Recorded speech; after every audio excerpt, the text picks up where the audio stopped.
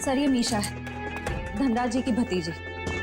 ये अभी तक अपने कमरे में ही सो रही थी। तो सर ये धनराज जी की बेटी और दामाद है, ये भी अपने कमरे में सोए हुए थे। सर ये लोग धनराज जी के दोस्त थे, ये लोग भी सो रहे थे और मुश्किल में उठे सर, हमारे सवाल के। सर बड़ी अजीब सी बात, इस घर में ऐसा हादसा हो जाता है और सब सो रहे थे। नहीं करें, लगता है इन्हें कोई नशीली दवाई दी गई है। होश में आओ, होश में आइए आप लोग, होश में आइए आप। धनराज जी की मौत हो चुकी है। ये कैसे हो सकता है? थोड़ा पीछे प्लीज। पापा आगे खोलिए। अरे पेंटिंग्स कहाँ गए? हाँ सर, महंगी वाली पेंटिंग्स थी। तो क्या ये पेंटिंग्स की वजह से तो धनराज की जान नहीं गई ना? वो ये अंकल ने चोरों वाले कपड़े क्यों पहने हुए हैं? हो सकता है धनराज जी अपने ही घर में चोरी या फिर ये आप क्या कह रहे हैं? वो ऐसा क्यों करेंगे? अब इसका जवाब उनकी मौत से जुड़ा है। हेलो दयाल, मैं नवीन बोल रहा हूँ। अरे नवीन, क्या हुआ? काफी परेशान लग रहा है तू। मैं बहुत दर्द में हूँ, मुझे कोई दवाई का नाम बता। बिना चेक करे कैसे बताऊं? तू सेवली आंटी से कह दे, वो तेरे को लेकर हॉस्पिटल जाएगी। मैं कहीं नहीं जा सकता, तू मुझे दवाई का नाम बता। अच्छा ठीक है, जिमटिम PX9 30 mg ले लेना। नवीन, कब तक सोते रहोगे बेटे? दयाल तुझे बाद में फोन करता हूँ, ठीक है? नवीन, हाँ माँ। हाँ माँ। बेटे तुम्हारा चेहरा इतना पीला कैसे पड़ गया है? तबीयत तो ठीक है ना? रात को मैं देर से सोया था तो नींद पूरी नहीं हो पाई। आप मेरे लिए दवाई मंगा देंगी? हाँ मैं दवाई ला दूंगी। मैं तो बाजार जा ही रही थी सामान लेने के लिए, लेकिन तुम डॉक्टर को क्यों नहीं दिखा लेते? नहीं माँ, ये विटामिन की गोली है, दयाल ने बोली थी खाने के लिए। मैं ठीक हूँ। दवा का नाम क्या है? जिमटिम PX9 30 mg। अच्छा ठीक है, मैं लेती आऊंगी। ठीक है बेटा? ठीक।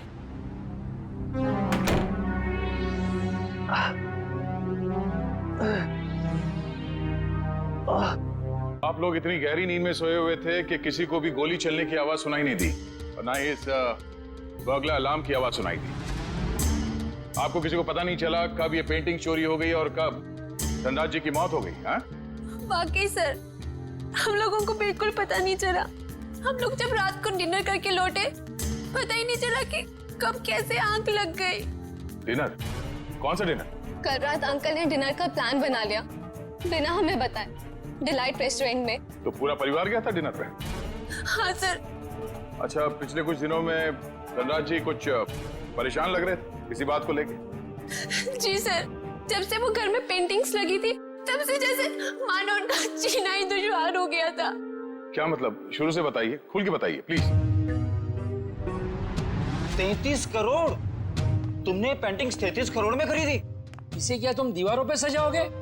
मुझे क्या किसी पागल कुत्ते ने काटा है जो इतनी महंगी पेंटिंग को दीवार पे सजाऊंगा? मैं इसका कुछ और ही करूंगा। क्या करोगे? तुमसे मतलब? वक्त आने पे सब कुछ पता चल जाएगा। पापा, आपको कोई धमकी दे रहा है पेंटिंग को लेकर? इतनी महंगी पेंटिंग्स चोरी हो गई तो? और आप पुलिस के पास क्यों नहीं जाते? बस, इस घर में दिमाग सिर्फ तुम लोगों के पास ही नहीं है। मुझे कब क्या करना चाहिए ये मुझे किसी से जानने की कोई जरूरत नहीं है। ये आप क्या कर रहे हैं? अरे इतनी महंगी पेंटिंग्स तूने फ्रेम कर डाली।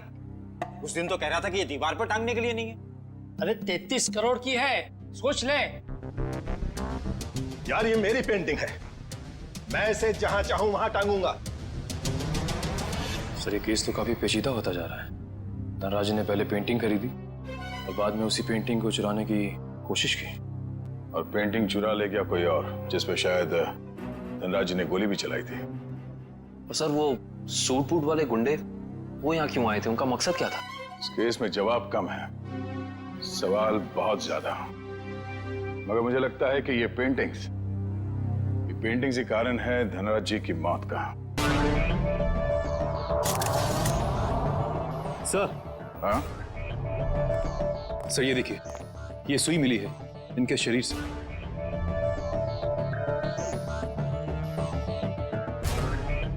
सर ये खून सुई से हुआ है?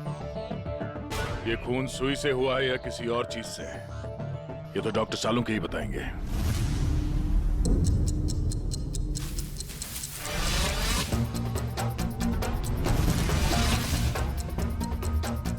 दिखने में चाहे तुम बहुत छोटे से हो, लेकिन हो बहुत घातक। धनराज की जान तुमने कैसे ली है तुम बताओ, चाहे मत बताओ, लेकिन मैं पता लगा कर गिराऊंगा, छोड़ूंगा नहीं तुम्हें। सर ये डॉक्टर साहब अपने आप से बातें कर रहे हैं?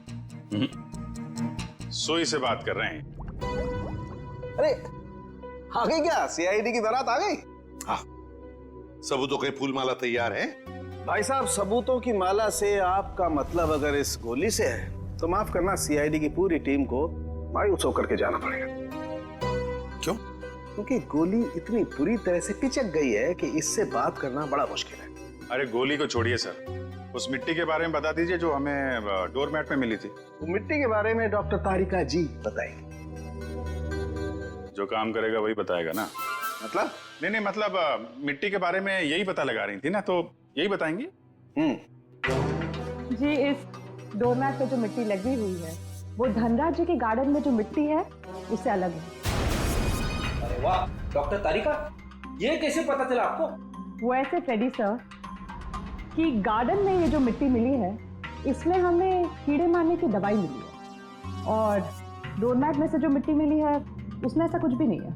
मतलब साफ है बॉस, डोरमैट वाली मिट्टी कहीं और से आई है, बाहर से, शायद किसी के जूतों से। मतलब अभिजीत ये उस आदमी की जूतों पर से आई है मिट्टी जिस पर धनराज ने गोली चलाई थी, चोर नंबर 2। धनराज की गोली तो चोर नंबर 2 को नहीं लगी, लेकिन चोर नंबर 2 की पिन जरूर धनराज जी की जान ले गई।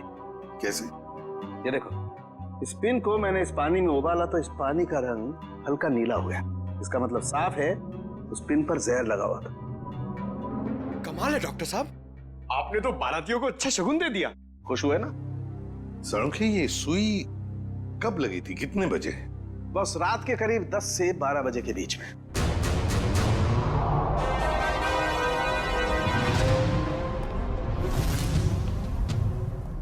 सर वो इशिता सस्पेंड हो गई थी सर, तो उसका ज्वाइनिंग लेटर बन गया। ठीक है, कल से बुला लो उसे और उससे कहना कि आइंदा ऐसी लापरवाही नहीं चलेगी। आई एम सॉरी, हमारे एक ऑफिसर के रहते हुए ये हादसा हो गया, तो हमने अपनी ड्यूटी ठीक से नहीं की इशिता, तो मैं सस्पेंड किया जाता है। हाँ सर, मैंने बात की है उससे, वो कह रही थी ऐसी गलती दोबारा नहीं होगी। देख पंकज, मैं तेरा सीनियर हूँ, इसीलिए मेरी बात में तेरी बात से ज्यादा दम है, समझे? नहीं यार ऐसा कुछ भी नहीं। अरे नहीं कैसे? क्या है? ब्यूरो है ये, क्या चल रहा है? नहीं, कुछ नहीं सर, कुछ नहीं। मैं तो सिर्फ पंकज को धनराज वाले केस की बारीकियां समझा रहा था, मगर इसके दिमाग में घुस ही नहीं रहा है। अच्छा तो हमें बता दो क्या बारीकियां हैं। हाँ सर बताइए, अभी बताइए। अरे तू सुनेगा तब ना। सर मुझे तो ये पूरा केस टेढ़ा लग रहा है। अगर पेंटिंग धनराज के घर पे थी तो उसे चोरी करवा के उन्हें क्या फायदा होगा, और ये गैर कानूनी पेंटिंग को कौन से इंश्योरेंस के पैसे मिलने वाले थे? और फिर उस चोर का उसी वक्त धनराज के घर में घुसना जब धनराज अपनी पेंटिंग चुरा रहा था। कुछ जम नहीं रहा है अभिजीत, बड़ी गहरी प्लानिंग की है ये घर में घुसना और फिर सुई से खून करना। और सर सुबह गुंडों का घर में घुसना, इन सब के बीच में कोई ना कोई संबंध है सर। संबंध है अभिजीत, संबंध है। ये कोई संयोग की बात नहीं कि जिस वक्त ये आंधी तूफान मच रहा था तब घर के सारे लोग गहरी नींद में सो रहे थे, जैसे कि एक एक को लेकर सबको नींद की दवाई खिलाई थी। सर धनराज की भतीजी मिशा बता रही थी कि धनराज कल रात अपने परिवार वालों को एक सरप्राइज डिनर पे ले गए थे रेस्टोरेंट में। कल रात अंकल ने डिनर का प्लान बना लिया बिना हमें बताए, डिलाइट रेस्टोरेंट में। अभिजीत कहीं ऐसा तो नहीं कि ये जो कुछ भी हुआ है उसका उस होटल से संबंध हो जहां पर ये सारे गए थे खाना खाने? देखो, ग्राहक हमारे लिए भगवान समान है और उन्हीं की वजह से हमारा घर चलता है। चाहे उनका मूड अच्छा हो या बुरा, हमें सबका ख्याल रखना है। मुस्कुरा के सबको अच्छे से खाना परोसना है, किसी भी ग्राहक से कोई शिकायत नहीं आनी चाहिए। समझ गए तुम लोग? जी मैनेजर साहब समझ गया। हम सीआईडी वालों को भी कुछ समझा दीजिए। सीआईडी? नमस्ते सर, हमारे तो भाग ही खुल गए सर कि आपने हमारा रेस्टोरेंट चुना है खाना खाने के लिए। काश हम लोग यहाँ खाना खाने आते, तहकीकात करने नहीं। देखिए, हम यहाँ खाना खाने नहीं, कुछ सवाल पूछने आए हैं। कैसा सवाल सर? क्या कल रात मिस्टर धनराज अपने परिवार के साथ यहाँ खाना खाने आए थे? मिस्टर धनराज, वो मशहूर बिजनेसमैन जो पिटोराइल में रहते हैं। क्या बात है? अपने कस्टमर के एड्रेस तक याद है आपको? तो सर सबके तो याद नहीं रहते, लेकिन मिस्टर धनराज हमारे खास मेहमान हैं। वो अक्सर यहाँ आते रहते हैं, इसलिए। तो क्या कल रात वो अपने परिवार के साथ यहाँ आए थे? हाँ आए तो थे, लेकिन आपको कैसे मालूम? क्योंकि उनके खाने में कुछ ऐसा मिला है जो नहीं होना चाहिए था। मैं कुछ समझा नहीं सर। नींद की दवा। उनके खाने में हमें नींद की दवा मिली है। किसने दिया था खाना उन्हें? सर वो टेबल तो रघु ने साफ किया था। नहीं साहब, मैंने नहीं। जब मैं ट्रे लेकर जा रहा था तो मैनेजर साहब ने मेरे हाथ से ट्रे खींच लिया था। इन्होंने कहा था खास मेहमान है और ये खुद खाना लेकर जाएंगे। अपने काम को बहुत सीरियसली लेते हैं आप, हैं? मैनेजर होके खाना सर्व कर रहे थे। सर आप मुझ पर शक कर रहे हैं? जी हाँ, अब हम आप पर शक कर रहे हैं क्योंकि खाना आपने सर्व किया था, है ना? जी नहीं सर। तो फिर किसने किया? धनराज साहब खुद लेकर गए थे। क्या सर, मैं पहली बार सुन रहा हूँ कि कोई रेस्टोरेंट में आकर भी खुद खाना लाने गया। ये बर्तन वगैरह उन्होंने ही साफ किए थे क्या? सर मैं मजाक नहीं कर रहा हूँ। जैसे ही मैंने रघु के हाथ से ट्रे ली और उनके टेबल की ओर जा रहा था कि अचानक वॉशरूम से धनराज साहब आए और मेरे हाथ से खाने की ट्रे ले ली। कहा कि खाना वो लोग खुद परोस लेंगे। क्या इससे पहले भी कभी उन्होंने ये किया था? कभी नहीं सर। कल रात उनका बर्ताव बड़ा ही अजीब था। उन्होंने यहाँ खाना खाया भी नहीं, सिर्फ जूस पिया। अच्छा, सिर्फ जूस पिया सर, कुछ खाया नहीं, ताकि वो जागते रहे और सारा परिवार सो जाए। बिल्कुल अभिजीत, ये नींद की दवा और किसी ने नहीं मिलाई खाने में। धनराज ने ही मिलाई थी नींद की दवा।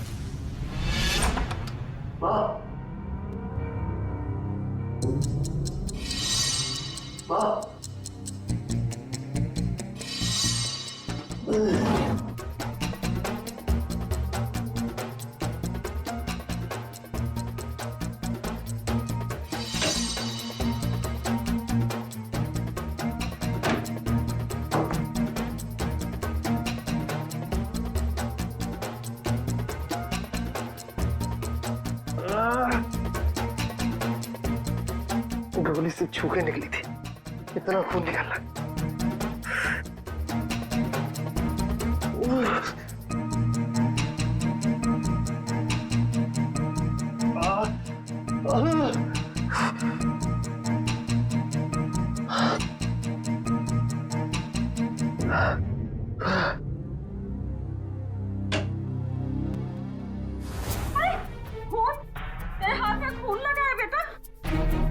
माँ मुझे गोली लग गई थी, लेकिन छू के निकल गई। गोली लगी थी? कहाँ लगी गोली? चल अस्पताल चल, अब भी अस्पताल चल। नहीं चल नहीं अस्पताल। नहीं माँ, मैं नहीं जा सकता। आप दयाल को फोन करके बुला लो। हाँ मैं बुलाती हूँ दयाल को। तू बैठ यहाँ, बैठ गए भगवान।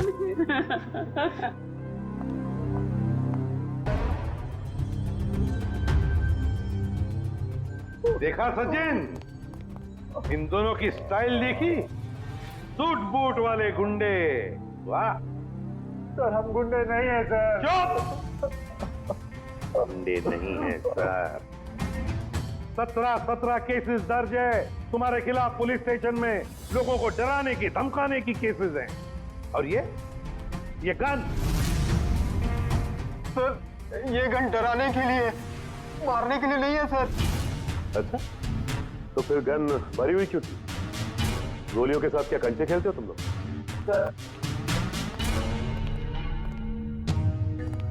पीयूष,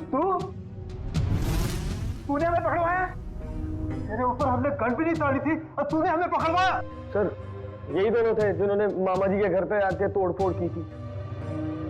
अच्छा सर, इसका हम पे कॉन्फिडेंस तो देखिए, हमारे पीछे चुप रहा है।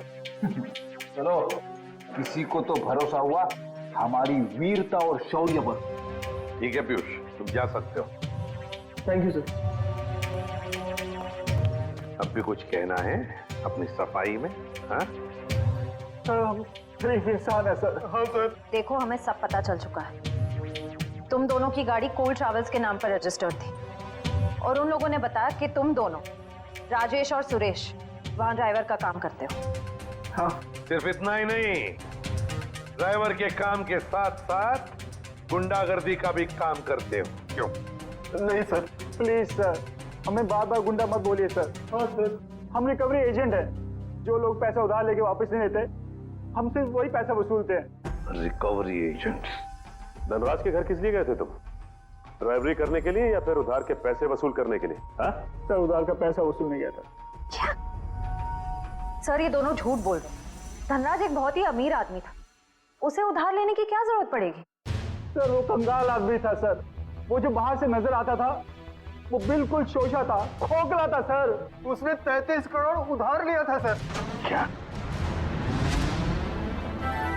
कितने जीरो होते 33 करोड़ में, पता है पंकज? पता नहीं सर, मगर सुनने में बहुत भारी अमाउंट लग रहा है। अच्छा, तो वो पैसे वसूल करने गए थे तुम? हाँ सर, पर हमें वहां लाश मिली सर और हम डर के भाग गए वहां से सर। धनराज को इतने पैसों की क्या जरूरत पड़ गई कि उसे बाहर से इतना उधार लेना पड़ा? और सर, धनराज के परिवार वालों ने भी हमें इसके बारे में कुछ नहीं बताया। ये भी तो हो सकता है ना श्रेया, कि धनराज के परिवार वाले इन सब बातों के बारे में कुछ जानते ही नहीं थे। लेकिन एक बात तो पक्की है, इस बारे में इनका बॉस तो जरूर जानता होगा। कौन है तुम्हारा बॉस? कौन है? पिनाकी सर। पिनाकी?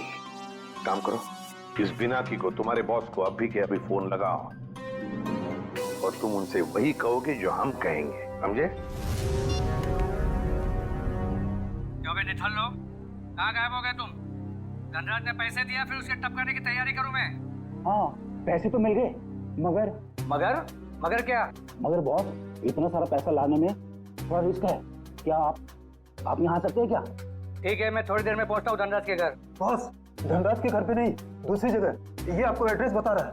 37 रायसा प्लाजा, रोगी मंचम, एसडी रोड। मैं आधे घंटे में पहुंचता हूँ वहाँ पर। बॉस, कौन सी गाड़ी से आप आ रहे हैं? बैल गाड़ी में आ रहा हूँ मैं। और कहीं के मैडॉक्स में आ रहा हूँ मैं। और हाँ, क्यों पूछ रहा है तू ये? अरे बॉस, ताकि हम आपको दूर से पहचान सके। हाँ, ठीक है, रख फोन, मैं पहुंच रहा हूँ। अच्छा ये बताओ कि ये मैडॉक्स गाड़ी कौन से रंग की है? गोल्डन रंग की सर। गोल्डन रंग की मैडॉक्स गाड़ी रेडी? पंकज, इस बिनाकी के स्वागत की अच्छी तरह से तैयारी करो। एसीपी साहब ने तुझे बहुत ही सुनहरा मौका दिया है पंकज, कुछ कर दिखाने का। उन्होंने तुझे मेरे साथ भेजा है, फ्रेडी के साथ। मतलब सोच कितना कुछ सीख सकता है तू आज मेरी बहादुरी से। अरे वो सब ठीक है, मगर ये बिना की कौन सी गाड़ी में आने वाला मैं भूल गया। मैं ऊपर पूछ के आता हूँ।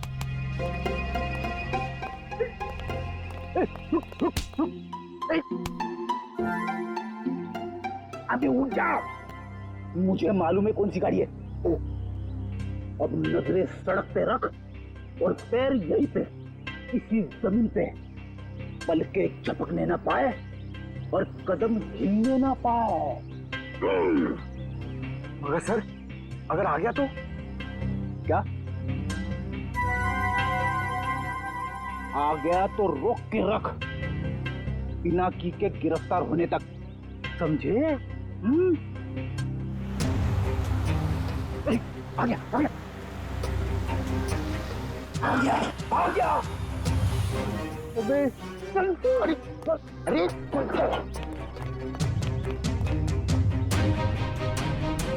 क्या करे सर, पकड़ लो उसे। अबे नहीं, जब तक मच्छी के मुंह में कांटा नहीं फंसता, डोर को खींचना नहीं चाहिए। ठीक है सर, मैं मच्छी डोर और कांटा लेके आता हूं। क्या यार, कभी तो अक्लमंदी की बात किया कर। चुप। कहाँ गए दोनों?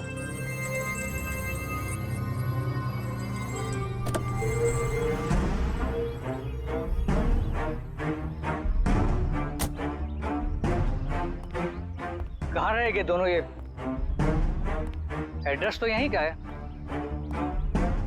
कह रहे थे कि मुसीबत में है, और देखो दोनों लंगूरों का पता नहीं है यहाँ पर। कहीं मेरे पैसे लेकर दोनों उड़ तो नहीं गए? Crime investigation department, CID? अरे ये लोगों ने मुझे यहाँ कहाँ बुला लिया? अब आ ही गए हो तो अंदर से सीआईडी ब्यूरो भी देख लो। आप गन नीचे रखिए प्लीज। पहले ऊपर चल, ऊपर। अरे फिर गन अपने आप नीचे हो जाएगी। अरे लेकिन चल चल। बिना की बहुत पैसा है ना तुम्हारे पास, इसलिए पैसा बांटते फिरते हो, मगर सिर्फ उन लोगों को पैसा बांटते हो जिनकी ना हिम्मत है ना हैसियत पैसा लौटाने की। क्यों? और फिर उन लोगों को डराते हो। नहीं सर, मैं तो सिर्फ जरूरतमंद लोगों की ही मदद करता हूँ सर। और सर, जरूरतमंद लोगों की मदद करना तो अच्छी बात होती है ना सर। और हाँ, एक बात है, जब लोग ब्याज के साथ पैसे देते हैं ना सर, तो मेरा भी कुछ भला हो जाता है सर। और जब कोई पैसा नहीं लौटा सकता तब तो ऐसे मुश्तरों की मदद लेनी ही पड़ती है सर। और इसीलिए तुमने इन दोनों को भेजा था धनराज के घर पैसा वसूल करने के लिए। क्यों दिए थे इतने सारे पैसे धनराज को? नहीं सर, मैंने धनराज के घर किसी को नहीं भेजा सर। और सर, धनराज के घर चोरी हुई है ये तो आप जानते हैं ना सर। हाँ, कीमती और नायाब पेंटिंग्स चोरी हो गई थी। हाँ, उस पेंटिंग्स की कीमत 35 करोड़ रुपए थी सर। 35 करोड़। धनराज ने किसी खुफिया नीलामी से खरीदा था उसे। लेकिन एक बात बताऊं सर, उस वक्त उन पेंटिंग्स को खरीदने के लिए धनराज के पास ढेला भी नहीं था सर। तो इसीलिए धनराज ने तुमसे ये 33 करोड़ उधार लिए? जी हाँ, 17 करोड़ मुझसे लिए थे सर, और बाकी के 16 करोड़ किसी और से। लेकिन सर, जब पैसे लौटाने की बारी आई ना, तो उसके पेट में अचानक दर्द होने लगा सर। फिर तो उस दूसरे आदमी के 16 करोड़ भी नहीं लौटाए होंगे धनराज ने। कहीं उसी आदमी ने तो धनराज का खून नहीं किया? जो भी है, अगर एक बार मेरे हाथ लग जाए, वो छोड़ूंगा नहीं उसे। मैं धनराज की जान लेकर उससे मुझे भी डुबो दिया सर, बर्बाद कर दिया मुझे। अगर तुमने धनराज को नहीं मारा तो किसने मारा होगा? कौन कर सकता ये? बताओ जल्दी। पक्के से तो नहीं कहता सर, लेकिन हाँ, एक आदमी है सर। एक आदमी है जो आपके काम का हो सकता है। और वैसे भी अब मैं अकेला क्यों डूबूं? उसे भी साथ लेकर डूबूंगा मैं। जरूर डूब जाए, मगर डूबने से पहले हमें उस आदमी का नाम बताना जो हमारे काम का है। क्या नाम है उसका? नवीन नाम है उसका सर। घबरा मत बेटा, सब ठीक हो जाएगा। दयाल आता ही होगा। तूने मुझे बताया क्यों नहीं कि तुझे गोली लगी है? मैं आपको बता नहीं पाया। अब मैं क्या करूं? अब क्या होगा? अस्पताल फोन करती हूँ। मैं बेमौत मारा जाऊंगा। दयाल के अलावा किसी को कुछ पता नहीं। लगता है दयाल आ गया। अच्छा किया दयाल तुम आ गए। नवीन ने देखो क्या हालत बना रखी है अपनी। नवीन, अरे तुझे गोली लगी है? गोली लगी नहीं, गोली छू के निकली। सुन, मैं बच तो जाऊंगा ना? हाँ हाँ, ज्यादा खून नहीं निकला है, तुम्हारा ऑपरेशन करना पड़ेगा। ये देखिए सर, यही है वो नवीन। मीनाक्षी, तुम यहाँ? ये सब लोग कौन है? सीआईडी। सीआईडी? क्या हुआ है? मेरे बेटे को गोली लगी है सर। ये गोली कैसे लगी तुम्हें? सर प्लीज, अभी ये सवाल पूछने का वक्त नहीं है। अभी से हॉस्पिटल लेकर जाना पड़ेगा एम्बुलेंस में। सर मैं एम्बुलेंस को फोन करता हूँ। मतलब धनराज ने आपको मेरे बारे में सब कुछ बता दिया? क्या आप लोग मुझे इस हालत में गिरफ्तार करेंगे? इस हालत में जरा देखे तो सही।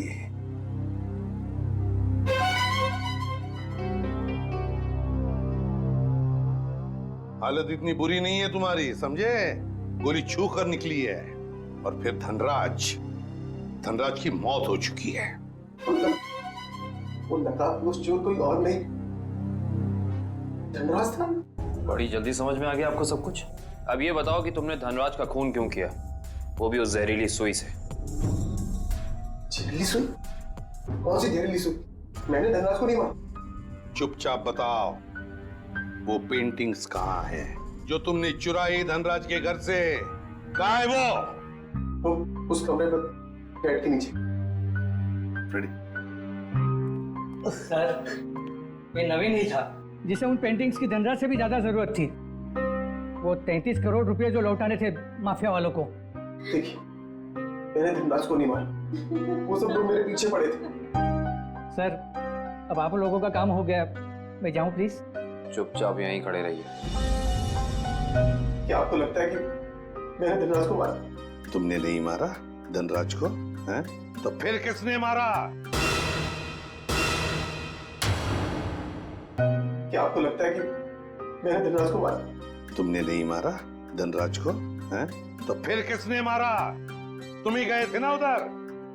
जब मैं वहां पे गया तो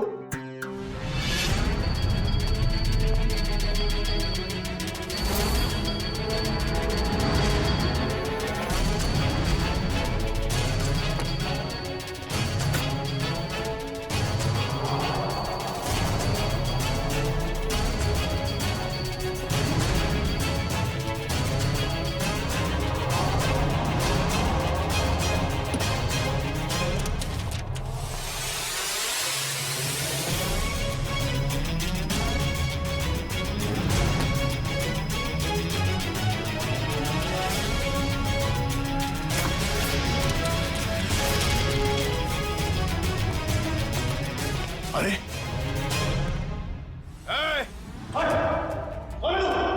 खुद चोरी करने आया है और मुझसे पूछता है कि मैं कौन हूं?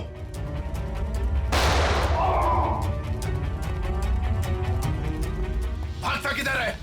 रुक रुक रुक जा। अरे और जब मैं धनराज के घर से पेंटिंग लेके भागा था, उसके घर के बाहर एक कार खड़ी थी और वो मेरे पीछे लग गई और मैं बचते बचाते मॉल में घुस गया।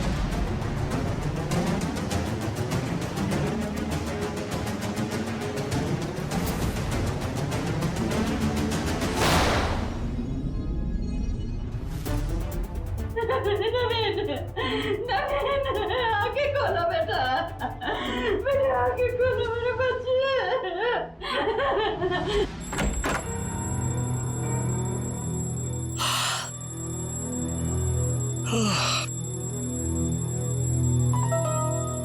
इतनी सुबह सुबह अलार्म लगाने की क्या जरूरत थी?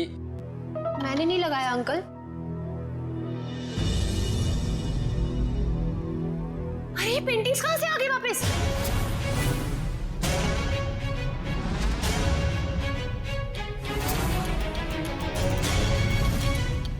तो सीआईडी को बता दे क्या? नहीं, क्या जरूरत है? पेंटिंग्स तो वापस आ गई ना। ईशान, मुझे लगता है हमें सीआईडी को बता देना चाहिए, वरना हम लोग बेवजह फंस जाएंगे।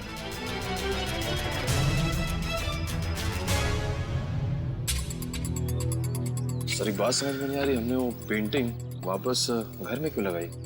क्योंकि मुजरिम घर का ही कोई आदमी है और उस पेंटिंग को घर में वापस लगा दे, वो कोई ना कोई हरकत जरूर ऐसी करेगा जिससे उसके सारे पत्ते खुल जाएंगे। सर, सारे परिवार वालों के फोन टैप करने को कह दिया, अब मुजरिम हमसे बच नहीं पाएगा। गुड।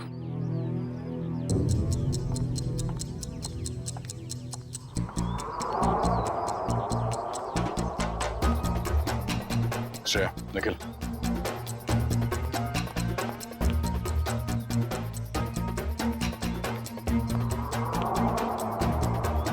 ये दोनों तो आपस में काफी खुसर फुसर कर रहे हैं। अभी तक धनराज के पैसों पे ऐश कर रहे थे, अब देखना पड़ेगा उनकी मौत के बाद इनके आगे का प्लान क्या है। सचिन, मयूर,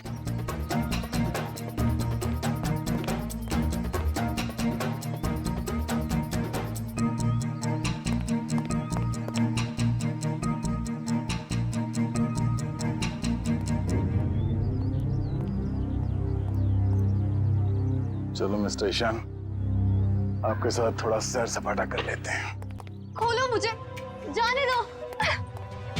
सही किया मैंने तुम्हें यहाँ पर बांध के। मुझे तुम पर मॉल की रात से ही शक था। जीजू, मैंने आपसे माफी मांग तो ली है।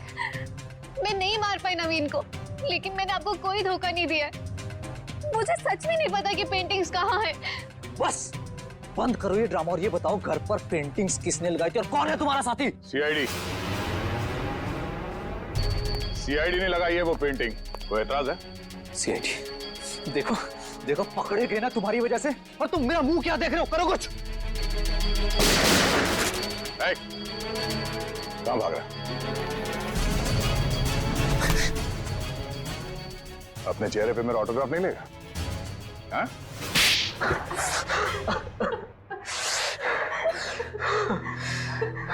ससुर जी ने मुझसे 20 करोड़ रुपए उधार लिए थे, जिसमें से 16 करोड़ पेंटिंग्स के लिए।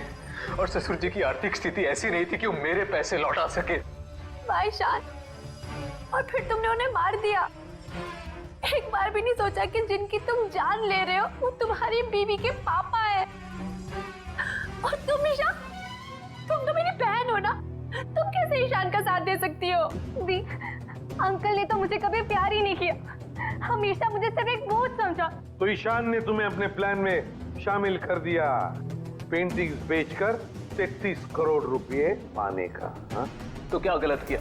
ससुर जी के पास पैसे तो थे नहीं, सारी शान और शौकत मेरे दम पर थी। मुझे मौका मिला, मैं पीछे नहीं हटा। बहुत बड़ी गड़बड़ हो गई है धनराज जी।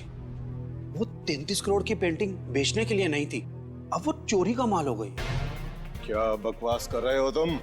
फंसा दिया ना मुझे। अब मैं उन्हें बेचूंगा कैसे? वो तो पता नहीं, लेकिन गवर्नमेंट एजेंसीज ने उसकी तलाश शुरू कर दी है। वो कभी भी आप तक पहुंच सकती है। तुम देखना, मैं उन पेंटिंग्स को बेचूंगा भी और मुनाफा भी कमाऊंगा और खुद को बेगुनाह भी साबित कर दूंगा। लोहा गर्म था और मैंने हथौड़ा मार दिया। मगर तुम दोनों के खाने में तो धनराज जी ने बेहोशी की दवा मिलाई, तो फिर तुम लोगों को असर कैसे नहीं हुआ? जैसे हमें पता चला कि अंकल ने खाने में दवाई मिलाई है, हम लोगों ने मौका पाते ही वॉशरूम में जाके उल्टी कर दी। मगर नवीन बीच में आ गया और तुम्हारा प्लान चौपट हो गया। हाँ, अगर नवीन बीच में नहीं आता तो जैसे ही ससुर जी सारी पेंटिंग्स लेकर घर से बाहर निकलते, मीशा उन्हें गाड़ी से उड़ा देती, लेकिन सारी पेंटिंग्स नवीन के हाथ में लग गई। मगर धनराज को मारने की क्या जरूरत थी? तुम्हें तो सिर्फ पेंटिंग्स ही चाहिए थी ना? क्योंकि मुझे लगा अगर पेंटिंग्स मेरे हाथ से निकल गई तो कम से कम घर और जायदाद तो मुझे मिल जाएंगे।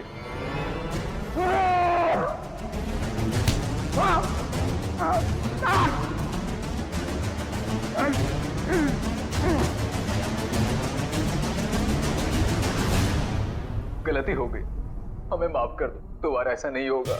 पैसों की लालच में तुम दोनों ने अपने ही परिवार के एक को मारा है, अपने ही परिवार। अगर फांसी से बढ़कर कोई सजा होती ना तो वो तुम्हें मिलती। काश। मैं तो ले जाओ इन दोनों को। चलिए चलिए मैम।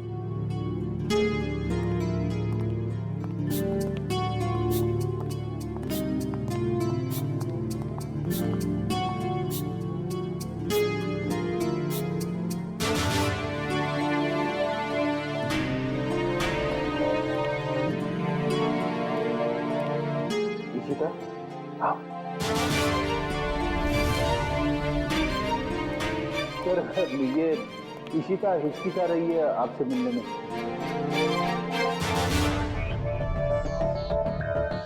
क्यों हिचकिचा रही हो?